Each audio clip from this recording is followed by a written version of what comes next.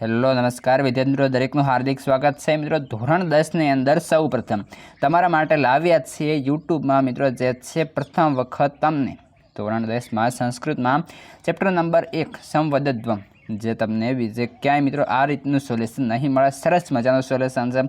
એક વખત જોશો તો અન્ય વિડીયો પણ તમને જોવાના છે જે મિત્રો આનંદ આવશે।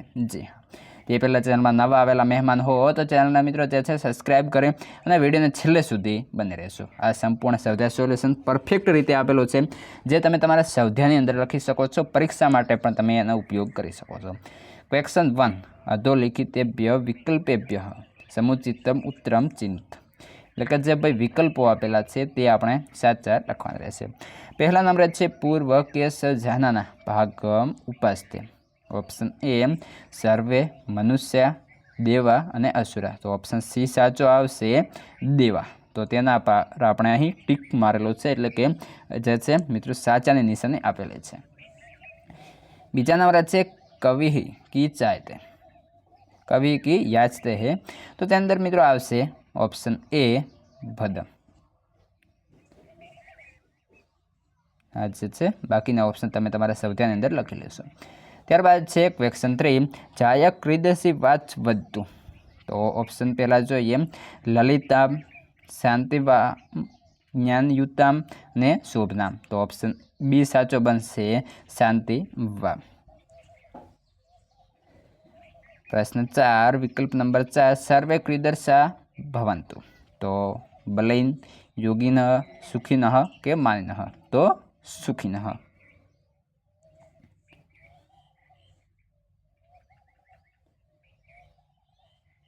તો ત્યારબાદ છે આગળ 5મા નંબરે પર્જન્ય કદા વરસતું, ઓપ્શન એ હોય, બી અધ, સી સ્વ અને ડી કાલે, તો કાલે। ત્યારબાદ છે આગળ 6ઠા નંબરે જેની અંદર જોઈએ હે દેવ દુરિતાની પરાશુ, ઓપ્શન એ વાયુ, ઓપ્શન બી અગ્નિ, ઓપ્શન સી સવિતર અને ઓપ્શન ડી વરુણ, તો ઓપ્શન સી આપણો સાચો આન્સર બનશે મિત્રો સી।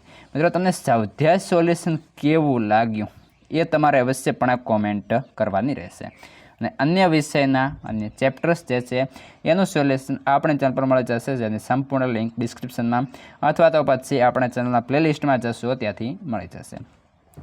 વિકલ્પ નંબર 7 પુત્ર અનુવ્રત ભવતું, તો જોઈએ ઓપ્શન એ મિત્રસ્ય, ઓપ્શન બી ભાતુ, ઓપ્શન સી પિતુ અને ઓપ્શન ડી સ્વતુ સ્વસુ, તો ઓપ્શન સી આપણો સાચો બનશે પિતુ।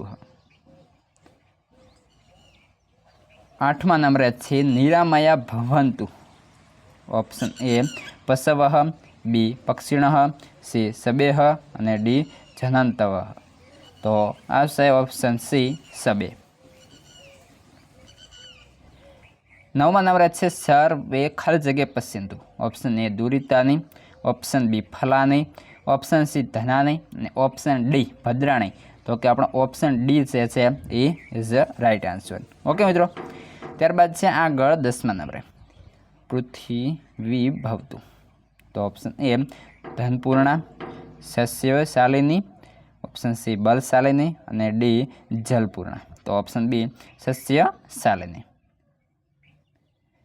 આગળ કહ્યું છે ક્વેશ્ચન 2 પ્રશ્ન 2ની અંદર એક વાક્ય સંસ્કૃત ભાષાએ ઉત્તર, એટલે કે એક વાક્ય અંદર સંસ્કૃત ભાષામાં આપણે પ્રશ્નોના જવાબ આપવાના છે। ચાલો આપીએ। તો મિત્રો જે છે પહેલા નંબરે છે પૂર્વે દેવાહ કથમ ભાગમ ઉપાસ્તે, જવાબ છે પૂર્વે દેવા સંજાનાન ભાગમ ઉપાસ્તે। પ્રશ્ન 2 જાયા કસ્મિ મધુમતી વાચમ વદ્તુ, જાયા પ્રત્યે મધુમતી વાચમ વદ્તુ। પ્રશ્ન 3 માનવાહ ક્રીદુષઃ સંતુ, માનવાહ નિર્ભયાઃ સંતુ।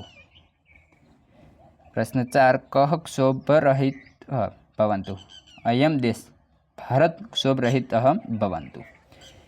ત્યારબાદ છે આગળ પ્રશ્ન 3 રેખાંકિતાના પદાના સ્થાને પ્રકોષ્ઠાત ઉચિત પદ પ્રયોજ્ય પ્રશ્ન વાક્ય રચ્ય, તો કૌંસમાં પહેલાં શબ્દો વાંચી લઈએ કદાહ, કહ, ક્રીદસી અને કા, તો તેના પ્રમાણે આપણે વાક્ય જોઈએ। પહેલો છે જાયા મધુવર્તી વાચ વધતું, બીજો છે પુત્રઃ માત્રા સમનાઃ ભવતુ, ત્રીજું છે કાલે વસ્તુ પર્જન્ય। તો તે પ્રમાણે આપણે જે છે આપણે ઓપ્શનના આધારે તે પ્રશ્નની અંદર જોઈએ તો પહેલું બનશે કે કા મધુવર્તી વાચવતું, બીજો બનશે કહ માત્ર સમના ભવતુ અને ત્રીજો બનશે પર્જન્ય કદા વર્ષતું। દરેકની અંદર પાછળ ક્વેશ્ચન માર્ક આવશે એટલે કે પ્રશ્નાર્થ ચિહ્ન આવશે। આગળ છે પ્રશ્ન 4 આજાર્થ્યસ અન્ય પુરુષ બહુવચન પુરાણે ચિનુત। તો તેની અંદર ભવતુ, સંતુ, ભવત, પશ્યતુ, વર્ષતુ, ભવંતુ। તો તેની અંદર બનશે કે સંતુ, પશ્યંતુ અને ભવંતુ। 5મા નંબરે છે ગુજરાતી ભાષામાં જવાબ આપો। પહેલો છે ઋષિ સૂર્ય પાસે શાની યાચના કરે છે? તો ઋષિ સૂર્ય પાસે યાચના કરતા કહે છે, હે દેવા, સર્વ દુષ્કર્મો દૂર કરો અને જે કંઈ માટે કલ્યાણકારી હોય તે અમને પ્રાપ્ત કરાવો। બીજા નંબરે જોઈએ પતિ પ્રત્યે પત્નીએ કેવી વાણી ઉચ્ચારવી જોઈએ? પતિ પ્રત્યે પત્નીએ મધુર તેમજ શાંતિદાયક વાણી ઉચ્ચારવી જોઈએ। પ્રશ્ન 3 ઋષિ સૌ માટે શેની આશા વ્યક્ત કરે છે? ઋષિ સૌ માટે આશા વ્યક્ત કરતા કહે છે કે સૌ સુખી અને રોગ રહિત થાવ, સૌ મંગલકારી વસ્તુઓ નિહાળો અને કોઈ પણ વ્યક્તિ દુઃખી ન થાવ। ચોથા નંબરે છે સંગઠિત રહેવા માટે કવિ શું કરવાનું કહે છે? તો તેની અંદર જોઈએ સંગઠિત રહેવા માટે કવિ આ કરવાનું કહે છે, પુત્ર પિતાને અનુસરનારાઓ અને માતાના વિચારોને અનુરૂપ થાય, પત્નીએ પોતાના પતિની સાથે મધુર અને શાંત વાણીનો પ્રયોગ કરવો જોઈએ। મિત્રો આ હતું તમારું સંપૂર્ણ પાઠ 1નું સોલ્યુશન। હવે આગળના અન્ય પાઠોનું સોલ્યુશન અને વિષયોનું સોલ્યુશન, તે ઉપરાંત પ્રયોગ પોથી, નકશા પોથી દરેકનું સોલ્યુશન આ વિડીયો ડિસ્ક્રિપ્શનમાં આપેલા લિંક પરથી અથવા તો પછી ચેનલના પ્લેલિસ્ટમાં જઈને પણ તમે મેળવી શકો છો। અને આ જે છે એ સોલ્યુશન તમારા મિત્રોને શેર કરો અને અન્ય સોલ્યુશન પણ તમે જોઈ લેશો।